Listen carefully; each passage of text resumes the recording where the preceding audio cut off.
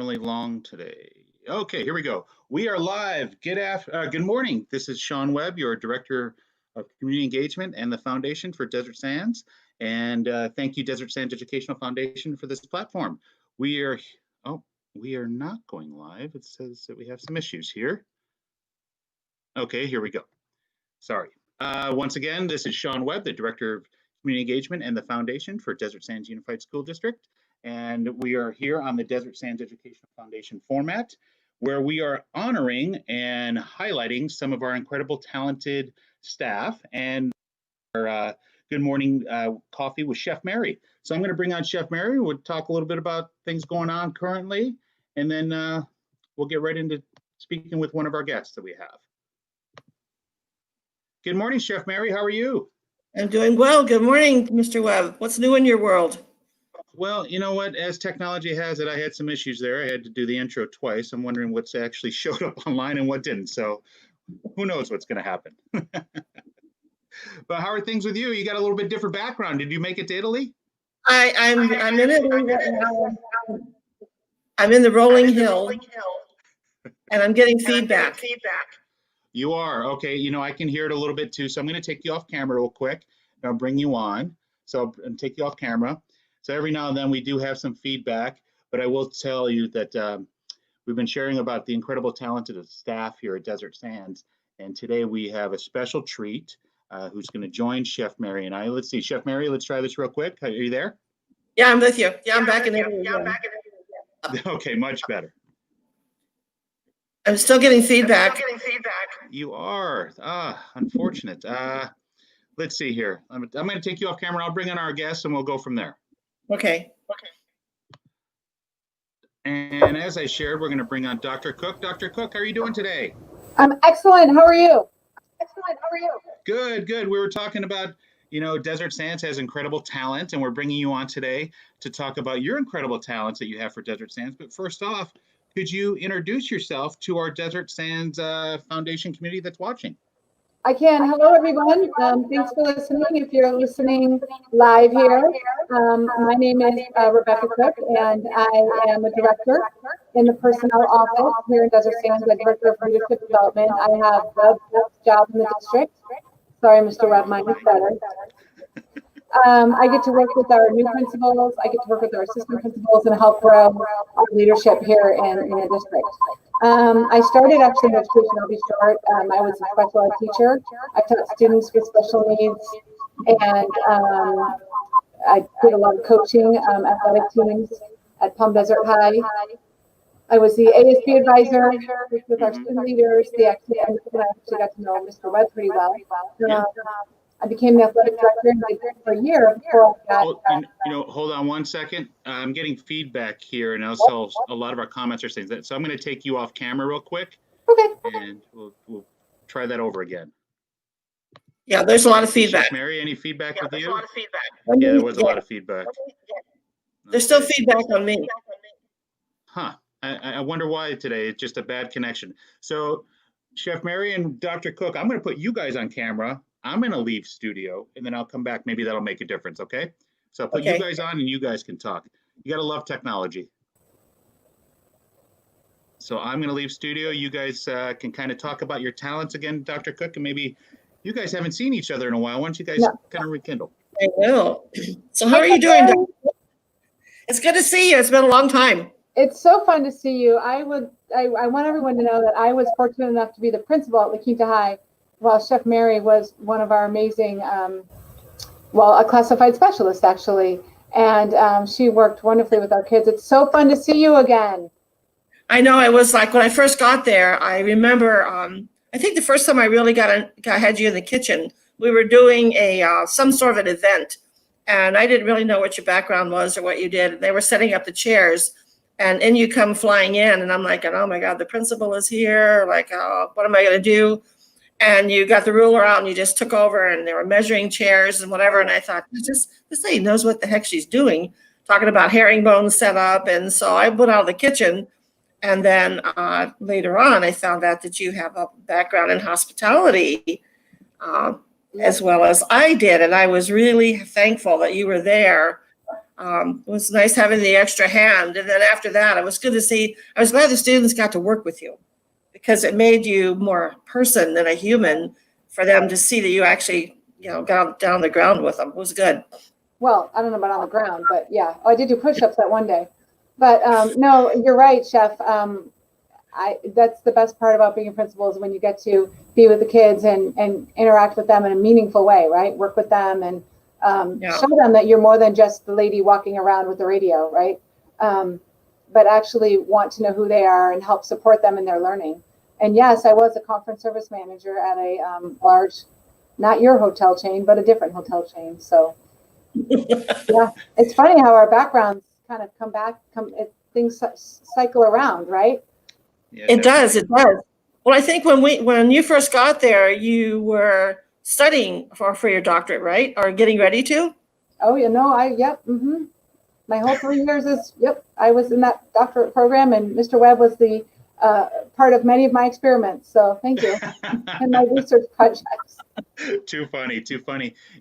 Dr. Cook, I'm not sure if you caught it, but one of our first episodes, this is episode 14 for us, but one of our first episodes, we highlighted the fact that, as a high school, we were doing large scale events like the Spring Social, and we're doing large scale events with the culinary kids. And we brought in some of our partners that we worked with from different chefs that we worked with, as well as one of I would say one of your most recent students, Caesar, who just went through your program. He talked about the Indio High School career pathway there too. So, you definitely opened up some great doors for the career technical education program at La Quinta, in allowing us to just have creativity. So thank you for that. Exactly. All I did was say, yes, you did all the work, right? I'm just like, sure, let's see what happens with this. Why not? So thank you for saying that. But really, you and your team, they did all the work. And it was fun to watch things come together. And we did a lot of really interesting things together. So yeah. Most we never did quite get that knitting group going, though. No. Oh, you never got your knitting group? Well, there is a Knots for Tots club there. I mean, they're still doing that. And they are, what's cool about it is, they donate what they make to mostly to the hospitals. They were doing like preemie hats and things like that they donate to the hospitals for the babies. So. Okay. So you kind of touched upon it a little bit. Why don't you share about your special talent? This week we're highlighting, and this whole month we're highlighting all the incredible talent of our staff at Desert Sands outside of their regular duties. And why do we have Dr. Cook on today? What's your special talent? I have so many. I don't know where to start. But this particular one today, I'm actually happy to come on and talk a little bit about my knitting, which people who know me well know that I really enjoy knitting. I actually I'm actually wearing one of my products today. I'll show it to you. I made this little top, right? It's the first article of clothing that I made that actually fits. And it's just 4 tries to in the sewing together of the, anyway. I will tell you that I learned to knit when I was 7. And my 8-year-old granddaughter is visiting right now, and she wants to knit, but she's still on the finger knitting. She's not quite sure about the needles. But I didn't do it for the longest time. And then I had a friend who was sick. Yeah, she had cancer, and she had a Groupon for a knitting class. Okay. This was about 9 years ago. So I said, okay, I'll do whatever you want, right? Whatever you want, I'll do. So I was living here, and she was living in Ventura. And I drove there for 3 weekends in the summer and did a knitting class with her, which got me back into knitting. And the more you do it, the better you get. So it's become really an absolute passion. Like I'm not gonna say addiction, but I'm gonna say passion of mine. So it relaxes me. Okay. Part of my It's interesting with knitting that you don't even have to think about it most of the time. Even if you're changing from different stitches or whatever, it's all like, okay, and you're doing it, and Yeah, and for me, it's very calming, mostly. And again, Mr. Webb knows well that sometimes Rebecca needs to be calm. So I use it. It's meditative almost, Mary, to your point. I get up early. I get up at about 4 every day. And I try to give myself about 45 minutes of quiet time where I knit, and I'll listen to a podcast or, maybe watch whatever we're binge watching on Netflix before I work out. So that it's just, it's a nice quiet way to start the day. kind of sets the tone for the day for you. It for me it does, and I can tell days when I don't get to do it. Like today, we'll see how today goes. Okay. I ended up sending emails at 4 a.m. instead of knitting, but then like, and Mary, like to your point, I made this recently. This is a little necklace. It's called a 7 circles, and it's just a total mindless knitting. But when you put it on, it looks really cool, right? Like it looks like a little necklace. So, I see Mr. Duke is on. Mr. Duke. Yeah, Mr. Duke got Nice a to comment see you. there. Thanks for the pun. Yeah, and then also I want to tell you one of your larger. She's commented a couple times now. Maggie Ortiz. I want to say that she said good morning. Hi, Maggie. As well as. So Maggie and I work together at Indio High, with Grab and Go, and she's a spectacular person. I got to tell you what.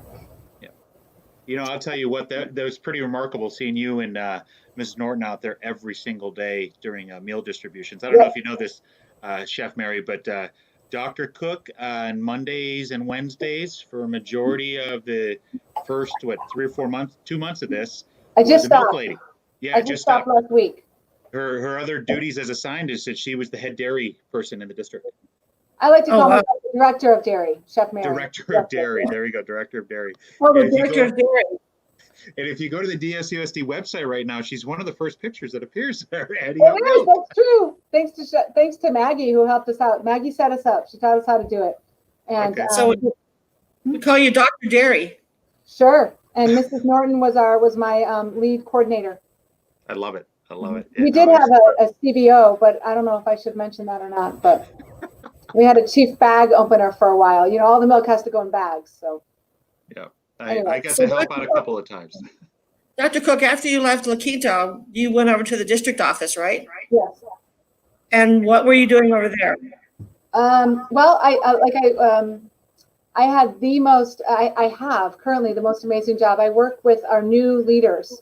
So my main job is to kind of build a bench, so to speak, and help us grow our own leaders.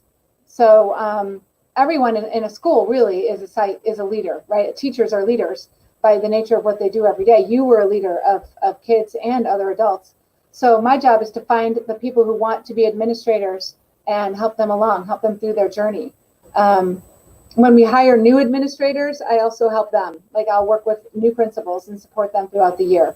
This year we had an amazing cohort of 4 new principals that we met up once a month and we worked through problems of practice. We talked about best practices in the district. We talked about our district culture. And then I brought in our second year principals to help support them because I am by no means an expert in all things, especially elementary school items. So we bring them together and give them their own little professional learning network to collaborate. No, that's perfect. I love that you're able to do that. One of the things that I loved as an assistant principal is when those types of, I would say, directors at the district office, I want to say the first one that did it with me as an assistant principal was, who was it? Drawing a blank. Bob Hicks. He would always bring the assistant principals together over at Child Welfare and Attendance to have collaboration time for us to meet. And that was the very first time. And it seems like from that point and yourself coming into your role, it just kind of built even more. And I feel that a lot of the best practices are becoming common practices amongst the district because we are sharing. Yeah, it's fun. I work with the assistant principals once a month. We meet and we do a book study. It's kind of interesting because last year the year before last, we did crucial conversations and we really worked through one chapter at a time and looked at and practiced how to have those difficult conversations with people. I think we scenarioed quite a bit that year. And then this year, interestingly enough, about halfway through the year, we decided to read the book, My Iceberg is Melting. And that is a book about the change process. Yeah, I've read that book. Yeah. And so it was perfect. I gave that to them in January. And we started it in February, and then March happened, and it's perfect to work with them on some tools in dealing with change. So I want to say I read that book during my admin process. Is that with a bunch of penguins? Yep. And you send out your soldier penguins to go research and find out, and they come back. Yep, I remember that. Okay. It's really about how they initiate change because this one guy looks out and he's like, I think the iceberg is melting, and nobody believes him, and he's like, no, we have to do something, and nobody believes him. Right. And so he has to, it literally works through a change process on how he does it through this fable about penguins. Okay. So, Okay. and it gives, you know, you can kind of, it's got like 8 penguins are on this team, and they all have different personalities, and how do you work with the different personalities, and how do they react to things, and who do you use for what? And anyway, So it was kind of comical that if I could find my, oh geez, these are back on CD-ROMs. If I could find my CD-ROMs from, what was it, from my admin program, I actually did a presentation in front of my whole class on a PowerPoint on that book. And it was for Dr. Kalisak's class. You know Dr. Kalisak. Yep. And I remember that was one of the toughest classes I took. That she she's a tough one. Yep. Yeah, definitely. So we were talking about change, and Chef Mary's talked about how things have changed in her life since March 13th. You know, Mr. Bailey talks about the infamous March 13th, the infamous Friday the 13th. How has your life changed in both work and personally since March 13th? You know, it's so interesting.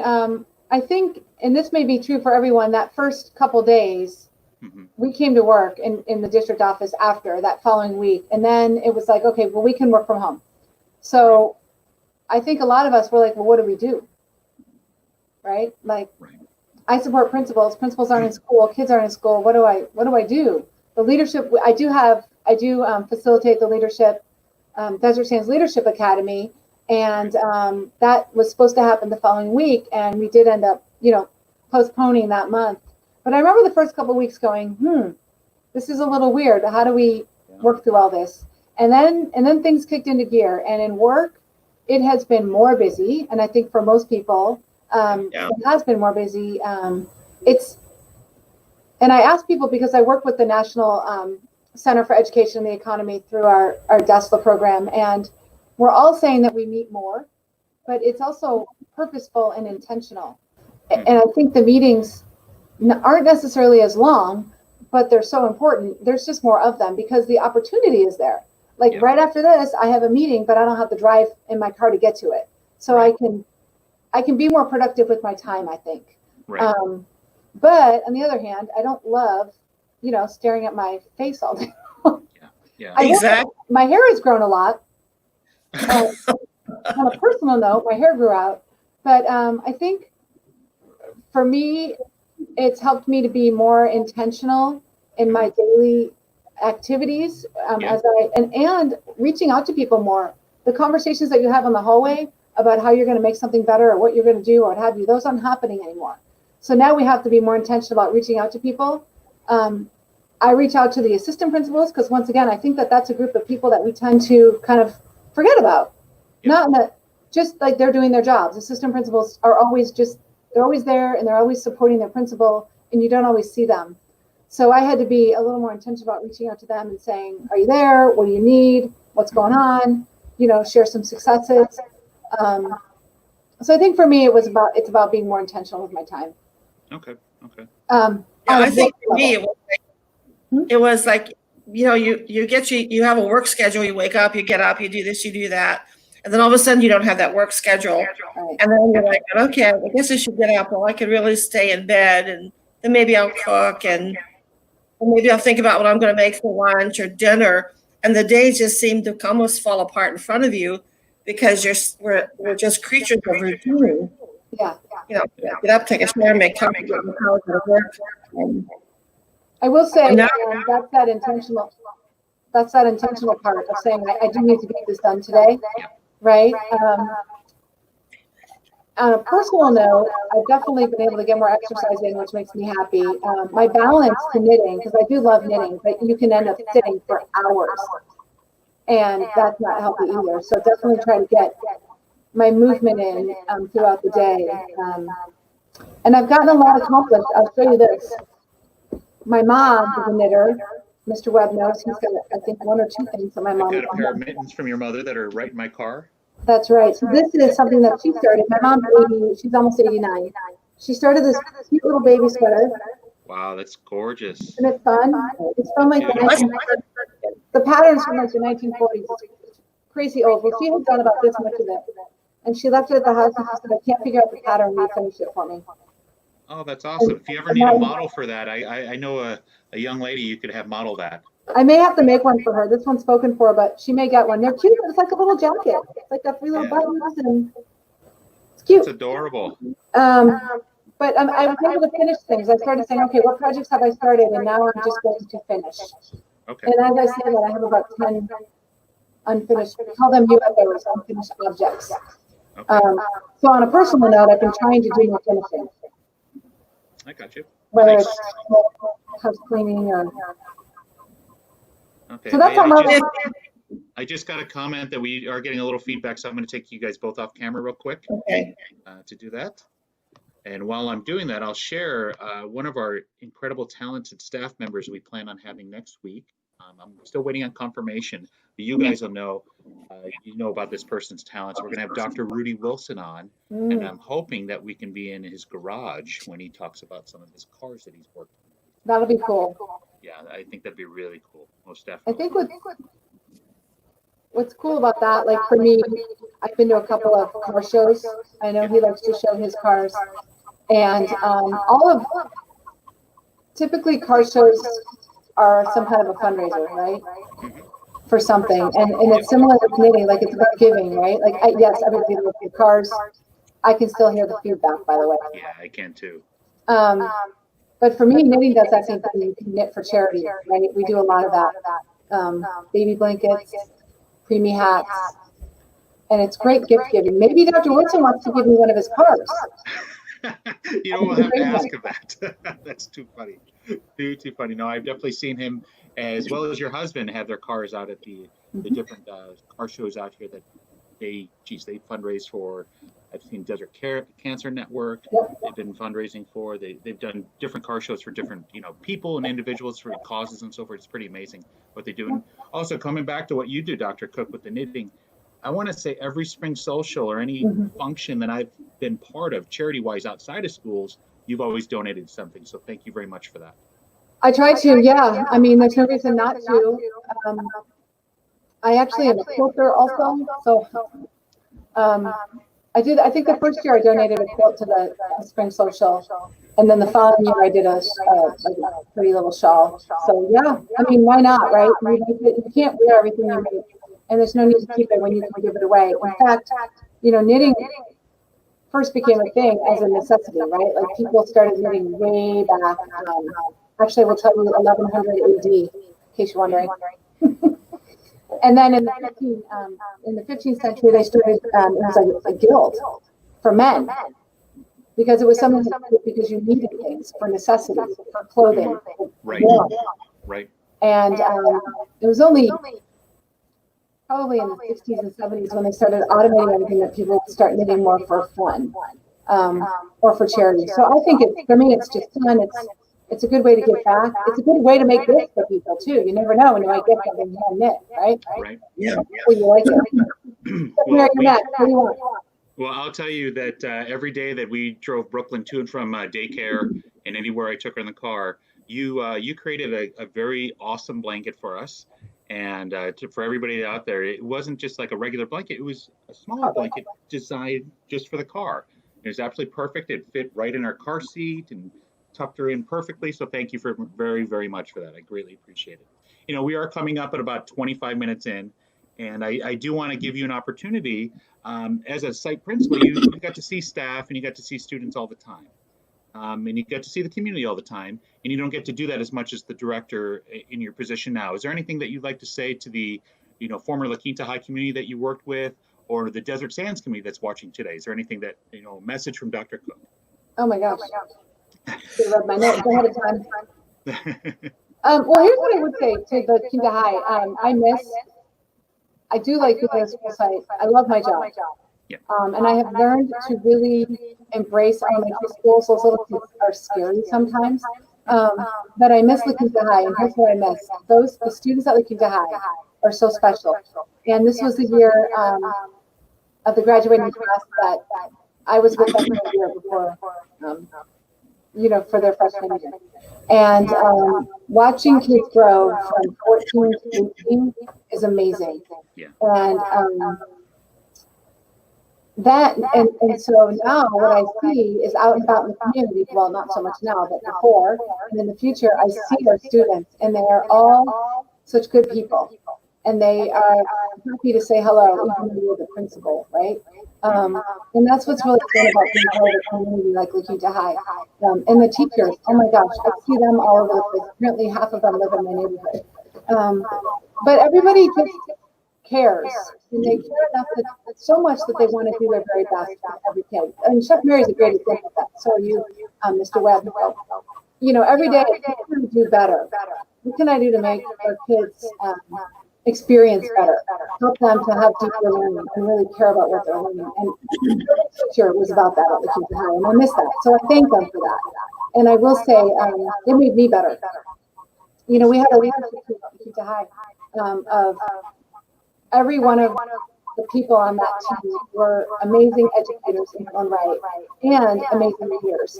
And they taught me so much and made me better. And I go back to that learning that I had as a principal and as an assistant principal there for 5 years, and how every interaction I had made me better, whether it was positive or whether it wasn't maybe my best day or their best day.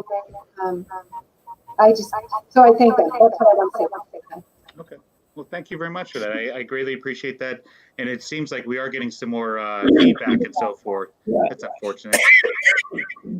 But Chef Mary, you have anything that you'd like to ask Dr. Cook before we sign off? Well, I just want to say that I love having the Christmas because she's this Christmas crazy person like I am. Mm-hmm. And I had this little music box thing that I don't even know where I got it from, but I cared for it and loved it, and I needed a home. And so I took it over and I said, you know, Mrs. Cook, would you like to take this little music box? And she goes, oh, yes, I will. And then I had another big plate.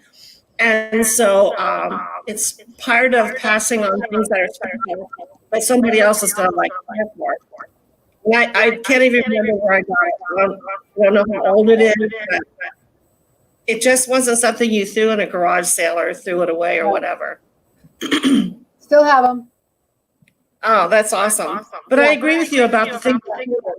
Like after teaching and leaving the program, you kind of look back and you just, you know, you really did make a difference. But at the time, it seems like maybe you're not, or you're not getting to them.